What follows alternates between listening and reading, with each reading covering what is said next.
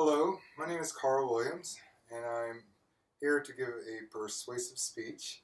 And my subject today will be abolishing the Electoral College. The Electoral College has been used to decide every presidential election, yet there are flaws in it that have led to 4 presidents being elected without winning the popular vote. The Electoral College complicates the elections and should be replaced. But first, I will discuss 4 presidents that won the election because of the flawed system. I will also discuss the issues it causes with election campaigns, as well as discuss the positives that will come with removing the Electoral College and replacing it with something more simple. First, let's look back at the 4 times that the president was elected, though he had lost the popular vote. Here we have Presidents John Quincy Adams, Rutherford B. Hayes, Benjamin Harrison, and George W. Bush. And I'd like to move a little closer so you can see the graphic here. These 4 presidents were elected, and this is a USA Today graphic. These 4 presidents were elected without winning the popular vote. In fact, the first of them, John Quincy Adams, is probably known for having the most controversial of the 4 elections. Andrew Jackson obtained more votes than John Quincy Adams, but failed to reach the constitutional required majority of electoral votes. And what that means is then, because he was unable to reach the majority of electoral votes, the election's decision then went to the House of Representatives. At that time, Henry Clay, a member of the House of Representatives, actually supported John Quincy Adams for the presidency and had other members of Congress support Adams as well. And although Jackson had more electoral votes and votes in the popular vote, John Quincy Adams actually ascended to the presidency. And they believe that a backroom deal, according to Digital History, online textbook, they believe that there may have been backroom deals that allowed that to happen, because within a few days of John Quincy Adams becoming president, Henry Clay became the Secretary of State, and they believe that that was because of backroom deals that were done to obtain the office. Benjamin Harrison's presidency has been noted as one of the more corrupt presidents in the history of the United States. Rutherford B. Hayes' election was so tightly contested and controversial that many felt that it would ignite a second civil war. It led to the Compromise of 1877, according to Digital History again, where the national government would no longer intervene in Southern affairs. This is post-Civil War, during the Reconstruction era of the United States. This compromise basically allowed for and permitted the imposition of racial segregation and disenfranchisement of black voters by basically having the North leave Southern affairs to themselves. And then, of course, the election of President George W. Bush was ultimately decided by 9 judges in the Supreme Court. And obviously, those are some of the glaring flaws that are caused by having this system. Next, we'll discuss some of the issues that it causes with election campaigns. To win the election, a candidate must win 270 of the 538 available electoral votes. States with the most people are going to have the most votes to give. Swing states are going to command a majority of the attention. Here I have another graphic that illustrates,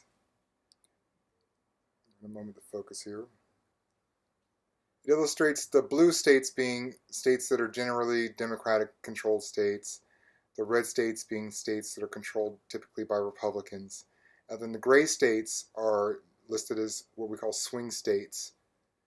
Swing states are states that, depending on who's running, don't always have a clear favorite in an election. Because they don't have a clear favorite, because they're not guaranteed to a particular candidate, those states are typically the states that receive the most attention in elections. This promotes campaigning in largest electoral states, but candidates pay attention to the clear favorites, and as a result, voters are discouraged to turn out. If your state, if you know, for example, that your state has no chance of supporting a particular candidate that you favor, you may not be as excited about going to the polls on election day to vote for that person, knowing that there's no chance for them to win. The Electoral College is a complicated system. Votes by the individual are not counted on the federal level. Each state gets an elector for each member that they have in Congress and in the Senate. For example, if your state has 8 members in the U.S. Congress and 2 senators, then your state would have 10 electoral votes available. Many people don't fully understand the process of electing the president, and mathematical advantages are hard to overcome develop over time, because nearly all the states use a winner-take-all approach to sharing electors. My final graphic here, I'd like to show you a map that this went for the 2012 election, where it shows proportionally states based on how large their electoral college votes are. You can see Florida here has 29 votes and is represented by 29 pixels. So the larger the state, the larger the population, and the smaller state like Montana having 3 pixels means that it has a smaller population.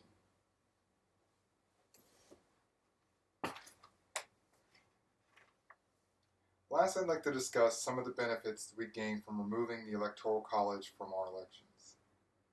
Removing the Electoral College will have immediate positive results. I believe that it will renew public interest in elections by making people feel that their vote matters. If you don't feel that your vote matters, if you don't feel that your vote counts, you're not going to be enthusiastic about going to the polls. I believe just having a straight-up vote for every particular state would encourage people to go out to the polls and support their particular candidate to make sure that their views are represented more. But I think the college itself does promote, in certain states, a feeling that your vote does not matter, and removing that system would solve that problem.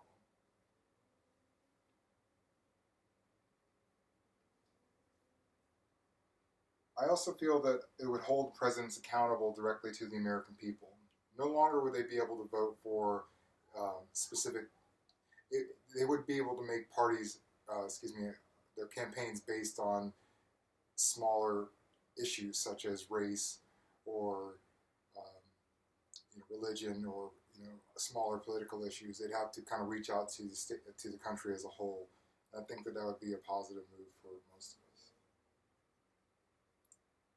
Smaller states would have greater representation in elections.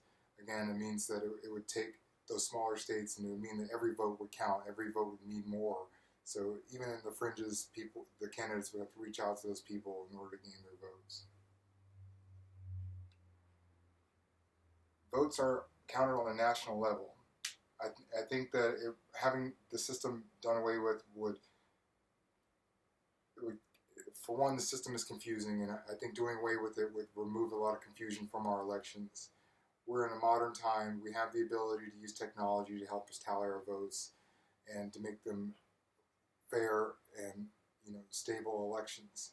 And the fact that we're still using an old system that was designed for our first president to decide our latest president means that, in my opinion, I think that leads to a reason that we need to review it. The Electoral College is confusing and archaic. The invention of the internet computing allows for a much more simple method of counting votes. I discussed the 4 presidents who may have been wrongly elected, and I discussed the problems that the Electoral College creates with U.S. elections. I also discussed the possible benefits, and hopefully that would follow its repeal. The Electoral College is complex, and it should be replaced with a direct count of votes. It may be time as a nation to come together and remove this flawed system from our elections. Again, my sources have been Digital History, the U.S. Office of National Archives and Records Administration, in the National Archives. Science Buzz and Kids Discovery Infographics.